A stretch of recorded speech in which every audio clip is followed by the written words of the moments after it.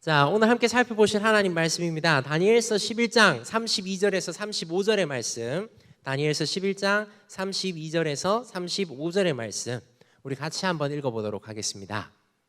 32절부터 35절의 말씀 함께 읽겠습니다. 그가 또 언약을 배반하고 악행하는 자를 속임수로 타락시킬 것이나 오직 자기의 하나님을 아는 백성은 강하여 용맹을 떨치리라. 백성 중에 지혜로운 자들이 많은 사람을 가르칠 것이나 그들이 칼날과 불꽃과 사로잡힘과 약탈을 당하여 여러 날 동안 몰락하리라. 그들이 몰락할 때에 도움을 조금 얻을 것이나 많은 사람들이 속임수로 그들과 결합할 것이며 또 그들 중 지혜로운 자 몇 사람이 몰락하여 무리 중에서 연단을 받아 정결하게 되며 희게 되어 마지막 때까지 이르게 하리니 이는 아직 정한 기한이 남았음이라. 아멘.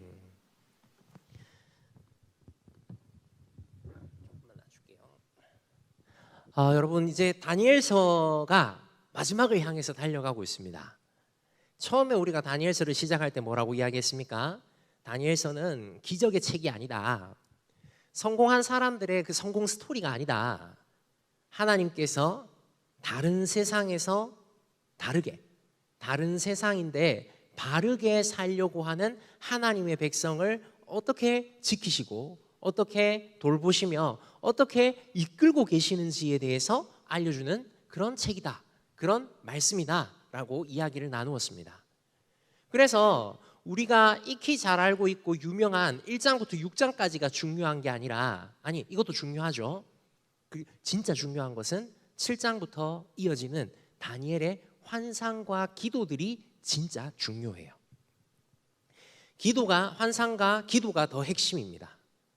자, 이제 어느덧 12장 마지막을 향하여서 달려가고 있는데, 오늘은 그 마지막을 향하여서 달려가고 있는 그 바로 직전 11장을 한번 살펴보려고 합니다.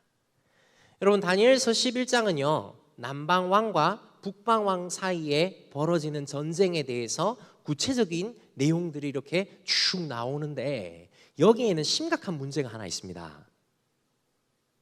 무슨 문제인지 아세요? 재미가 없어요. 진짜 재미가 없어요. 무슨 내용인지도 모르겠는데 길기까지 합니다. 그러니까 재미가 없지. 제가 역사를, 특히 서양사를 전공했음에도 불구하고 재미가 없어요.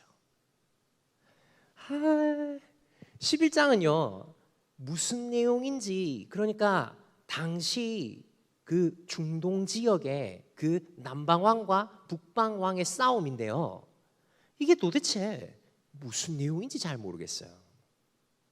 내가 왜 이 이야기를 읽어야 하지? 의미도 모르겠고 재미도 없고. 그래서 솔직하게 얘기하면 저 이거 뛰어넘으려고 했습니다. 11장을 뛰어넘고 12장으로 바로 가자, 이런 마음과 유혹들이 엄청나게 찾아왔습니다. 그렇지만 또 그럴 수가 없잖아요. 그래서 11장을 계속 읽었습니다. 길기도 길어요. 45절까지 있어요. 하지만 여러분, 11장을 보면서도 하나님이 하나님의 백성에게 주시는 말씀이고 그 핵심적인 메시지들이 있더라고요. 오늘 이 메시지들을 우리가 함께 살펴봤으면 좋겠습니다. 자, 그럼 일단 뭔지는 알아야 되니까 11장의 내용을 한번 개략적으로 정리를 해봅시다. 자, 11장의 내용은요 이렇게 세 가지로 정리가 됩니다. 1절부터 20절까지는요 프톨레마이오스, 그러니까 남방 왕과 셀루커스라고 하기도 하죠. 그 북방 왕의 대결에 대해서 써 있어요. 그리고 21절부터는 이 셀레우코스 왕조에 특별히 안티오커스 에피파네스라고 하는 안티오커스 4세에 대해서 기록이 되어 있습니다. 그리고 36절부터 마지막 45절까지는 아직까지 나타나지 않은 왕, 자기 마음대로 행하는 왕이라고 표현되어 있는 적그리스도, 그러니까 말세에 나타나는 왕에 대해서 이야기를 하고 있어요. 예, 벌써부터 힘드시죠? 자, 일단 1절부터 20절을 보시면 그렇습니다. 이 헬라 제국 여러분 기억나십니까? 자, 알렉산더 대왕 여러분 아시죠? 알렉산더 대왕이 대제국을 건설하고 나서 일찍 요절해 버립니다. 자손이 없어요. 그래서 그 나라가 그의 부하들에 의해서 4개로 분할 통치가 됩니다. 그 4개의 분할 통치 가운데에서 이렇게 정리가 되다 보니까 남방왕과 북방왕, 즉 프톨레마이오스와 셀루커스 왕조가 싸우게 되죠. 그 싸움입니다.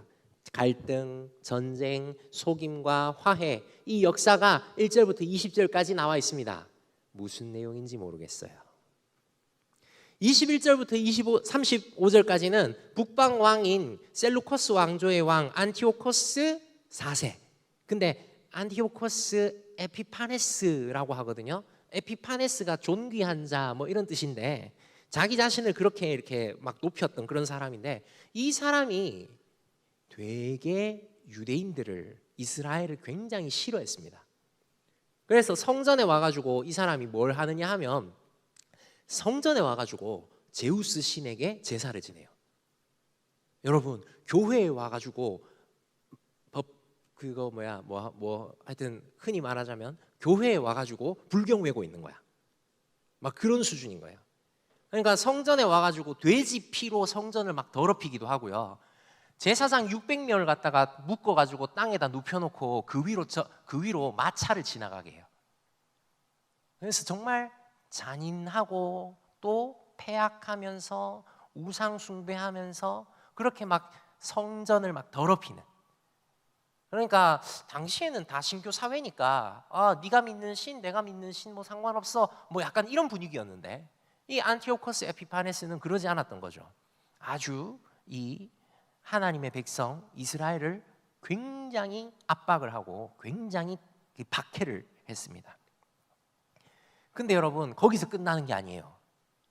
그 너머 아직 나타나지 않은 왕이 있습니다. 자기 마음대로 행하는 왕이라는 별명을 가진 왕이 마지막으로 딱 등장을 하는 거예요. 캠벨이라고 하는 성경 신학자 목사님은요 이렇게 얘기했어요. 다니엘서 11장 1절에서 35절까지에는 135개의 예언이 있는데 그 예언이 모두 이루어졌다라고 이야기하는 거예요. 여러분 이게 다니엘서가 역사서가 아닙니다. 지나온 내용을 정리해가지고 써놓은 게 아니에요. 앞으로 이런 일이 있을 것이다 라고 예언해 놓은 거예요. 근데 135개의 예언을 썼는데 그 135개가 다 이루어졌다는 거예요. 우리는 이게 이루어진 건지 무슨 내용인지도 잘 모르지만 그 지역의 역사를 아는 사람들에게는 이 11장의 내용은 소위 말하면 쪽집게 내용입니다. 여러분 드라마 재벌집 막내 아들 봤어요? 예, 제가 요즘에 그 10분 미리 보기로 봤는데 와 진짜 재밌더라고. 예. 근데 여러분 거기 보면은 미래를 보고 왔으니까 막 다 하잖아요. 지금 오늘 다니엘서 11장의 내용의 예언 수준은 미래를 다 보고 그러니까 다 경험하고 다시 되돌아와서 쓰는 것 같은 그런 느낌인 거예요. 그러다 보니까 이 다니엘서를 두고 야 이거 가짜 아니야? 이런 마음이 드는 거예요. 사람들이. 특별히 현대 신학자들이 이런 얘기를 했어요. 이게 이렇게까지 정확할 수 있나? 정확히 미래를 예언했다라는 게 말이 되지 않는다. 이런 사람들이 있었고요. 아니다. 우리는 전지전능하신 하나님을 믿는다. 그 하나님의 전지전능의 범위는 미래에 일어날 일까지 포함이다. 여러분 윗줄과 아랫줄 뭐가 여러분들의 마음에 확 다가오십니까? 밑에 줄이 마음에 확 다가오십니까? 네, 그러셔야 합니다. 여러분 하나님은요 전지전능하시기 때문에 모든 일들을 다 알고 계십니다. 근데 그렇다고 해서 모든 일들을 우리에게 다 알려주시진 않습니다. 그럴 필요도 없고요. 그럴 가치도 없습니다. 그런데 하나님은 이때 다니엘에게 특별하게 미래에 일어날 일을 보여주기로 마음을 먹으신 거예요. 그래서 그 일들을 상세하게 말씀해 주셨고요. 다니엘은 그것을 기록을 한 겁니다. 그래서 이 11장 1절부터 35절의 내용은 다니엘이 살았던 시기 다음에 미래에 이루어지게 되는데, 요 내용이 잘 기록된 책이 하나 있습니다. 여러분 뭐 이쪽 고대 근동의 역사를 책을 한번 살펴보셔도 좋고, 우리가 좀 더 쉽게 다가갈 수 있는 책 중에 하나로 조병호 박사님이라고 그분이 계신데 성경과 5대 제국이라는 책이 있어요. 그 책이 아주 잘 요약해서 잘 정리해놨습니다. 우리 친구들에게 추천드립니다. 자, 하여튼 이 거대한 전쟁 이야기, 악한 왕의 이야기들이 다니엘서 11장에 이렇게 쭈루루루루루룩 나오는데, 그럼 여기서 우리는 뭘 배워야 합니까?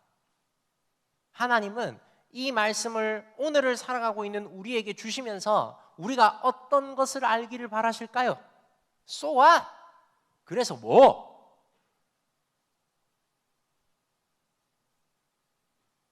여러분이 다니엘서 11장을 이렇게 읽어보면요, 우리에게, 이스라엘 민족에게, 그리고 우리에게 꿈과 희망을 주지 않아요. 오히려 길고 긴 전쟁만 이야기하고 있어요. 그 길고 긴 전쟁 가운데 하나님의 백성이 고통당하는 것만 쭈루루루룩 남아있어요. 남방왕도 북방왕도 다 우리 편이 아니야. 둘 다 하나님 믿지 않고 하나님의 백성을 방해해요. 끊임없이 전쟁을 하는 바람에 그 사이에 끼어버린 하나님의 백성 이스라엘들은 고통만 겪고 있어요.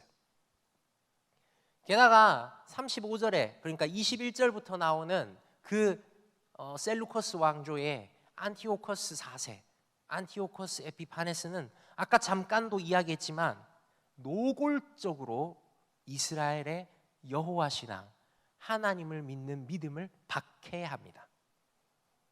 그래서 35절에 이 왕을 두고 비천한 왕이라고까지 폄하해요. 하나님의 백성은 이 11장에서 보면 아무 역할을 못합니다. 그냥 남방왕과 북방왕이 싸우고 있어요.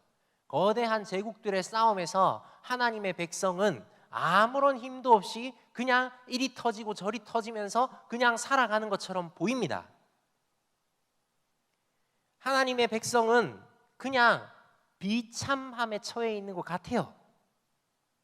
근데 여러분, 그런 비참함 가운데에서도 하나님은 작은 조각 구름을 보여주시는데, 오늘 11장에도 보면 그 군데군데 작은 조각 구름들이 있습니다. 어떤 조각 구름이냐? 여러분 24절을 한번 살펴보시겠습니까? 24절, 여러분 24절 말미에 보면 때가 이르기까지. 27절을 한번 보십시오. 27절에 보면 아직 때가 이르지 아니하였으므로. 29절을 보십시오. 작정된 기한에. 35절을 보십시오. 아직 정한 기한이 남았습니다. 36절에 보시면 그 작정된 일을 반드시 이룰 것입니다. 여러분, 우리랑 전혀 상관없는 막 그 역사가 흘러가는 것처럼 보이는데, 그 흘러가는 역사 가운데 하나님은 조금씩 힌트를 주세요. 때가 있다. 야, 남방 왕이 세 보이지? 저 북방 왕이 엄청 세 보이지? 저 비천한 왕이 너희를 괴롭히지? 근데 있잖아, 다 한순간이야. 다 때가 있어. 우리 몸에 나오는 때 말고. 제가 너무 딱딱하대요. 그래서 개그를 좀 많이 섞으라고 하는데 제가 개그 코드가 좀 안 맞나 봅니다. 여러분, 노력하겠습니다. 네. 여러분, 근데 이 하나님은 하나님의 때, 하나님의 계획이 있으신 거예요. 그래서 지금 내가 봤을 때는 남방왕과 북방왕이라는 엄청난 거대한 세력들이 싸우면서 우리를 쥐패고 있는 것 같은, 일진들이 싸우면서 나는 셔틀이 된 것 같은 그런 느낌이 있지만 때가 있다. 기한이 있어. 정해진 기한이 있으니까 그때 그 정해진 기한, 하나님께서 만들어 가시는 그 계획이 차근차근 이루어지고 있어. 기다려봐. 인 거예요. 하나님은 계획이 있으세요. 그리고 그 계획이 차근차근 이루어지는 거예요. 역사의 주관자이신 하나님은 거대한 역사의 흐름을 이렇게 끌고 가시는데, 그 끌고 가시는 흐름 가운데에서 하나님의 백성은 너무 작아 보이고 너무 연약해 보이고 아무것도 아닌 것 같아 보일지 몰라도, 하나님은 하나님의 백성을 위한 때가 있으세요. 작정함이 있으세요. 하나님의 백성을 위해서 하나님은 일하십니다. 그래서 우리는 하나님이 정하신 때가 언젠지는 모르겠지만 하나님께서 우리를 위해서 정하신 계획이 있다는 것을 믿고 신뢰하면서 그 하나님을 사랑하면서 살아가야 되는 거예요. 오늘 본문에서 역사 이야기를 하며 예언의 이야기들을 하지만 그 이야기를 하는 이유 중에 하나는 바로 때가 있다. 하나님께서 우리를 향한 계획이 있다. 하나님께서 우리를 향해서 작정하시고 하나님이 우리를 향해서 베풀어 주시는 그 회복의 때, 그 복수의 때, 그 다시 완전하게 만들어 주실 그 희망의 때가 있다. 이걸 알아야 되는 겁니다. 여러분, 우리는 때론 착각합니다. 이유를 알면 이게 납득이 될 거라고 생각을 해요. 아니요, 전혀 그렇지 않습니다. 왜? 내가 왜? 이래서 그래, 저래서 그래. 아닌데? 싫은데? 이렇게 되지. 아, 이래서 그렇구나, 저래서 그렇구나 라고 납득하지 않아요. 안 그렇습니까? 예를 들어 봅시다. 남자들 군대 갑니다. 온갖 평지풍파를 겪습니다. 왜 그럴까요? 남자로 태어나서? 태훈아, 왜 그럴까? 지민아, 왜 그럴까? 남자로 태어나서 그럴까? 너 진짜 입대하는 건 아니지? 머리 왜 갑자기 그렇게 깎고 먹어? 북한 때문에?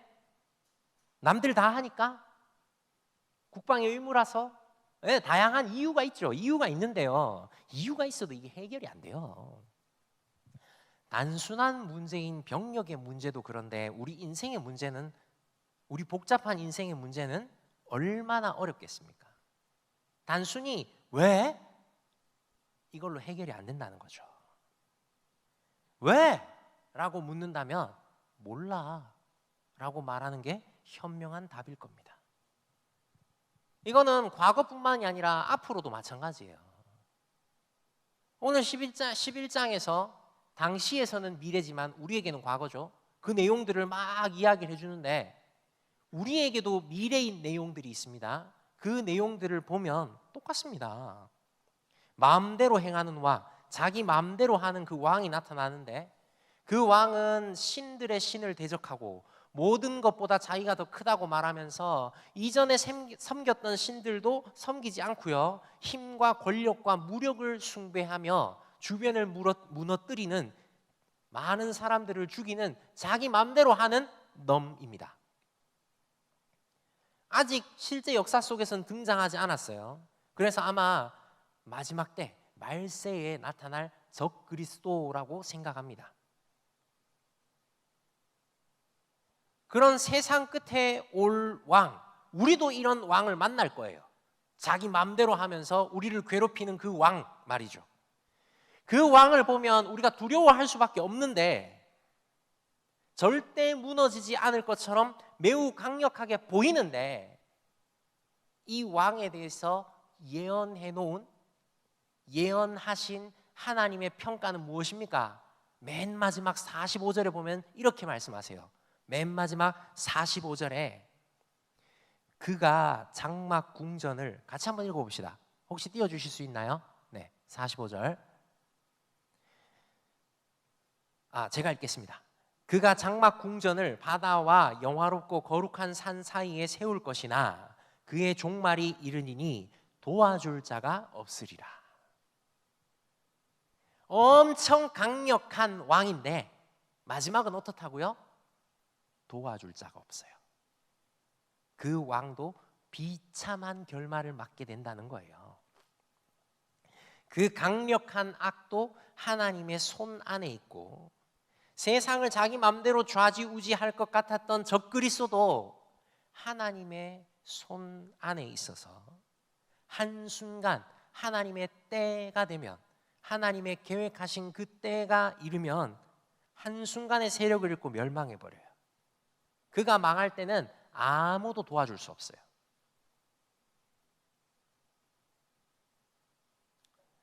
여러분, 우리는 과거에 이루어진 예언들을 보면서 앞으로 우리에게 닥쳐올 상황들을 준비할 수 있습니다. 어떻게 준비하겠습니까? 과거에 이 모든 이루어진 일들 가운데서도 하나님의 때가 있고 하나님의 계획이 있고 하나님의 도우심이 있다는 것을 알고 앞으로 우리에게 어떠한 일이 닥쳐오더라도 그 하나님의 때가 있고 그 하나님의 도우심이 있고 그 하나님이 우리를 사랑하여 주신다, 이걸 믿고 무슨 일이 닥칠지라도 우리가 능히 견뎌낼 수 있는 겁니다. 우리 인생 살다 보면 왜 나만? 왜 나한테? 이런 일들이 있어요. 이런 생각들을 하게 됩니다. 우리 인생 살다 보면 나나 내 주변의 사람들 봐봐요. 손해보고 어려움 겪고 아프고 다치는 괴로운 순간들이 있더라고요. 아니, 저렇게 선하고 저렇게 착하고 저렇게 법 없이도 살 사람인데 왜 저런 일이 생기지? 아니, 저렇게 신실하고 저렇게 하나님 잘 믿는 사람인데 왜 저런 일이 생기지? 네, 이런 일들은 계속 있어요. 하나님이 살아계시다면 왜 이런 일을 겪어야 합니까? 왜 이런 어려움들이 계속 있는 거죠? 내가 지은 죄가 많아서 그렇습니까?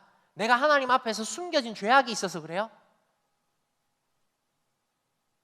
왜 그래요? 왜?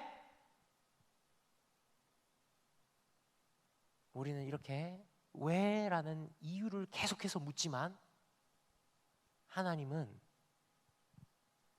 왜라는 질문에 대답을 해주시기보다는 하나님은 하나님의 때가 있다, 하나님의 계획이 있다, 하나님께서 정한 것이 있다라고 가르쳐 주십니다. 이거는 단순히 한 개인의 문제, 우리 각자의 문제가 아닙니다. 우리 공동체 가운데도 마찬가지예요. 제가 예배 시간에 사실은 의도적으로 이야기를 안 했습니다. 근데 좀 하겠습니다. 여러분, 우리와 함께 예배드리고 우리와 함께 귀하게 신앙의 교제를 하고 생활을 하던 우리 지체들이 교회를 설립해서 개척해서 나갔습니다. 여러분, 그 뉴웨이브 교회, 귀한 교회를 사실 우리가 낳았어요. 우리의 귀한 열매입니다. 야긴 보아스에서 40명 정도 나가셨어요. 그래서 귀하게 교회가 세워져 있고 예배드리면서 좋은 소식들이 막 들려옵니다. 하나님 나라, 하나의 교회라는 측면에서 우리에게 변한 건 아무것도 없어요. 우리는 사도신경을 고백하는 하나의 교회, 공교회거든요. 그래서 하나님 나라의 측면에서 그리고 하나의 교회라는 측면에서 보면 우리는 변한 게 없어요. 근데 사실 우리의 현실을 보면 좀 다르죠. 울고 웃고 함께 시간을 보내며 함께 하던 그 사람들이 빠져나갔어요. 이빨이 빠진 것 같아. 상실의 아픔이에요. 그들이 분명히 잘하고 있다는 것도 알고 그들과 함께 우리가 신앙생활을 하고 있다는 것도 알지만 지금 없으니까 상실의 아픔이 느껴져요. 초유의 사태를 겪고 있는 겁니다. 안정적으로 계속 하던 대로 우리가 잘 이루어지면 좋을 텐데 친근하고 익숙하게 잘 지내오다가 지금 서툴고 어색하게 어려움을 겪어요. 왜 이래야 됩니까? 왜 이런 거죠? 근데 답은요, 하나님께서 우리에게 말씀하시는 것은요, 우리가 다 알 수 없다는 거고요, 안다고 해도 바뀔 것이 없다는 거고요. 그래서 우리는 왜라고 질문하기보다는 이러한 상황에서 지금 우리가 할 수 있는 무엇을 찾아야 하는 거예요. 왜라고 이야기하면 끝도 한도 없이 왜가 나오지만 그 상황과 환경에서 왜가 아닌 무엇을 찾는다면 우리가 그 하나님의 마음을, 하나님의 생각을 시간이 좀 더 지나서 혹은 하나님과 함께 할 때 확실히 알게 될 겁니다. 왜라는 질문보다 우리의 환경에, 우리의 상황에, 우리가 겪고 있는 이 어려움 가운데에서 왜라는 질문이 아니라 무엇을 해야 하나요? 라는 질문을 한다면 그 답은 오늘 성경에서, 말씀에서 가르쳐 줍니다. 그럼에도 불구하고 이런 상황 속에서 성도답게 살아야 한다라는 거죠. 그럼에도 불구하고 이런 상황 속에서 성도답게 살아야 한다. 오늘 우리가 함께 읽었던 11장 32절에서 35절의 말씀은요, 그럼에도 불구하고 성도답게, 이런 상황 속에서 성도답게 사는 사람들의 모습을 보여주고 있습니다. 자, 32절부터 한번 보시죠. 32절에 보시면 그가 또 언약을 배반하고 악행하는 자를 속임수로 타락시킬 것이나 그럼에도 불구하고 이런 상황 속에서 성도답게 살려고 하는 오직 자기의 하나님을 아는 백성은 강하여 용맹을 떨치리라. 33절을 보십시오. 백성 중에 지혜로운 자들이 많은 사람을 가르칠 것이나 그들이 칼날과 불꽃과 사로잡힘과 약탈을 당하여 여러 날 동안 몰락하리라. 33절 잠깐만요. 여러분, 하나님의 백성이 그 백성 중에 지혜로운 자들이 많은 사람을 가르친대요. 어려운 환경이고 공격당하고 있는데도 가르친대요. 그들이 칼날과 불꽃과 사로잡힘과 약탈을 당하여서 여러 날 동안 몰락하는 그 상황 중에서도 가르친다는 거예요. 34절을 보십시오. 그들이 몰락할 때 도움을 조금 얻을 것이나 많은 사람들이 속임수로 그들과 결합할 것이며. 무슨 말입니까? 몰락해요. 누가 조금 돕는 것 같은데요, 아니야, 그것도 속이는 거야. 더 어려움이 겹치는 거예요. 설상가상이야. 설사가 또 나는 상황이에요. 35절 보십시오. 또 그들 중 지혜로운 자 몇 사람이 몰락해요. 상황과 현실은 계속 몰락하는 거예요. 근데 그 무리 중에서 연단을 받아 정결하게 되며 희게 되어 마지막 때까지 이르게 하리니 이는 아직 정한 기한이 남았습니다. 하나님의 때, 하나님이 그 정하신 그 때까지 몰락하는 것 같고 고통당하는 것 같고 연단받는데 그 연단이 하나님의 백성을 정결하게 하며 희게 하며 마지막 때까지 신실하게 그 믿음을 지키게 한다는 거예요. 거대한 왕들의 시대, 전쟁이 끊이지 않던 그 시대에 하나님의 백성은 끊임없이 고통받았습니다. 근데 그 시대 가운데서도 하나님을 아는, 하나님을 사랑하는 백성은 있었어요. 그들은 세상 속에서, 다른 세상 속에서 고난을 당하지만 굴하지 않고 하나님을 사랑했습니다.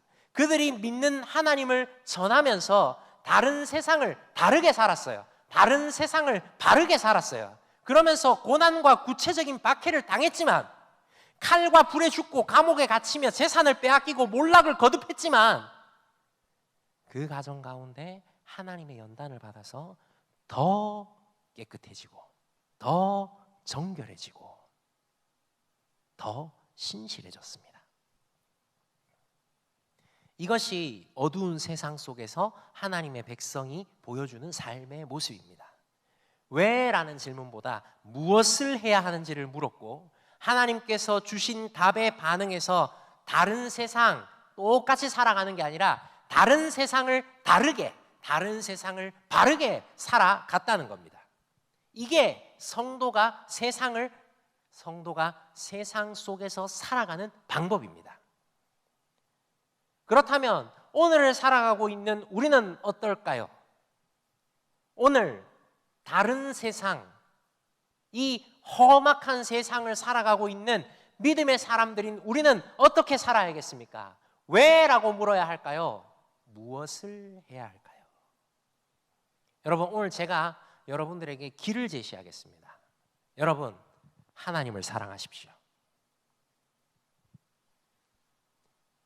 여러분, 하나님을 사랑하여 하나님과 깊은 교제를 나누십시오. 내 기준이 아니라 하나님의 방법대로 하십시오. 그래서 내가 원하는 시간, 내가 원하는 장소가 아니라 하나님께서 부르신 시간, 하나님께서 불러주신 장소, 하나님께서 불러주신 사람들과 함께 하십시오. 여러분, 저는 그 시간이 우리의 예배 시간이라고 생각합니다. 이 예배의 시간, 이건 너무 당연한 거고요. 제가 여러분들한테 도전하며 부탁하며 당부하며 정말 함께 했으면 좋겠는 게 금요 성령 집회입니다.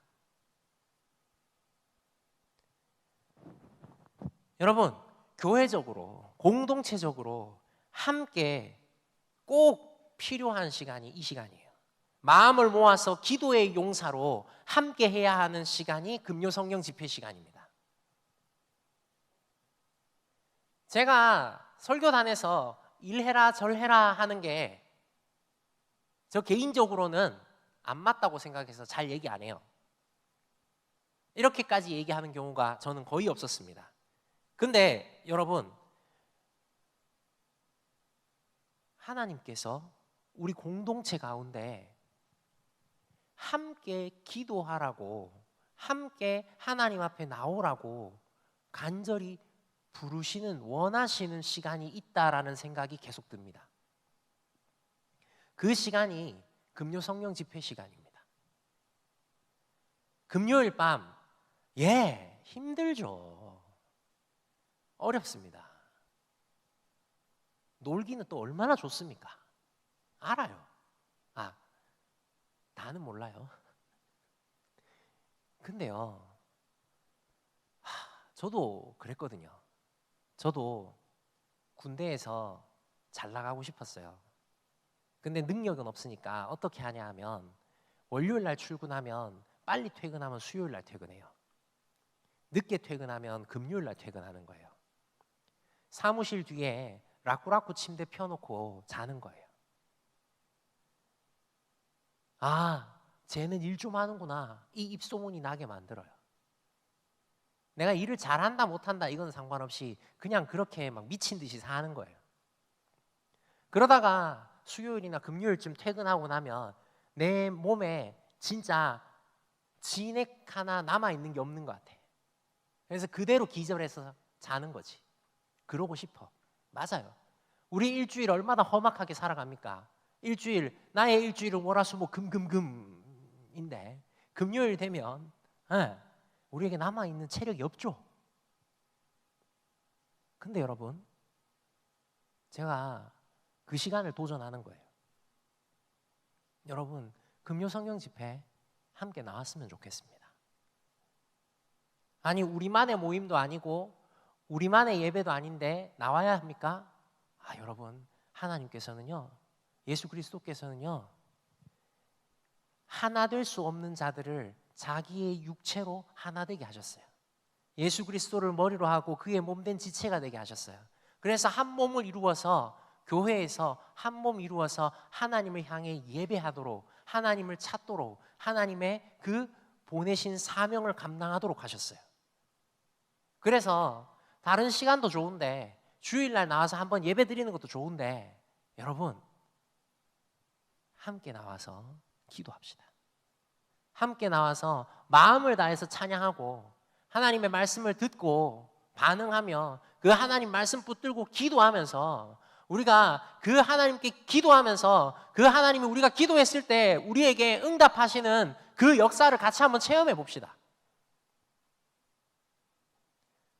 네, 시간 없는 거 알아요. 바쁜 거 알아요. 그래도 여러분, 시간은 내는 거예요. 시간은 원래 시간은 없어요. 항상 없는 거예요.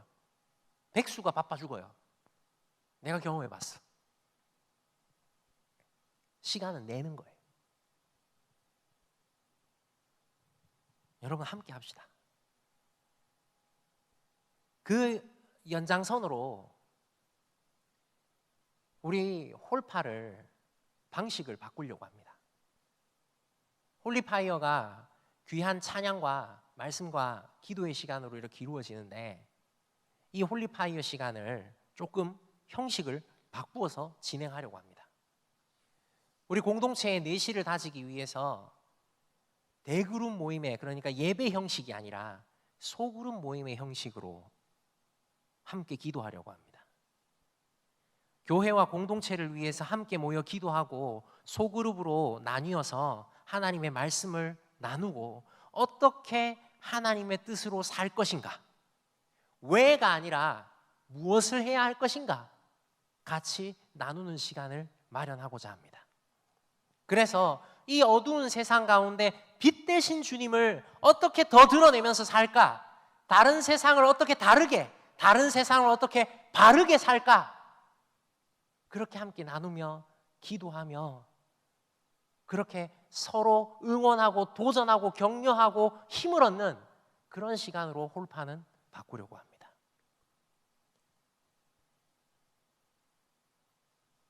그 자리에서 연약한 지체들 돌보고요, 섬기고요, 기도하고 공동체의 내실을 다지면서 그렇게 형식을 바꿔서 다른 세상 다르게, 다른 세상 바르게 살기를 원합니다. 말이 길었는데 핵심은 이거예요. 금요 성령 집회를 통해서 온 교회와 더불어서 함께 마음을 다해 찬양하고 함께 마음을 다해서 기도합시다. 토요일 홀리파이어 기도회가 소그룹으로 모여 함께 기도하고 하나님의 뜻을 구하고 나누면서 공동체를 더 섬기고 말씀을 배우며 더 나누어서 풍성히 합시다. 주일 이 예배의 시간, 마음과 뜻과 힘을 다해서 드리는 거룩한 예배자로 서는 시간이 되고,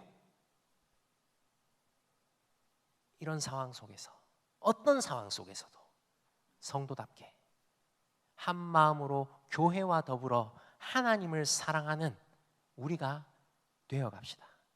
이전보다 더, 이전보다 더. 선을 하나 그어놓고 여기까지가 아니라 하나님을 사랑해서 더욱 도전하고 더욱 함께하며 그 하나님만 간절히 구하는 우리가 됩시다.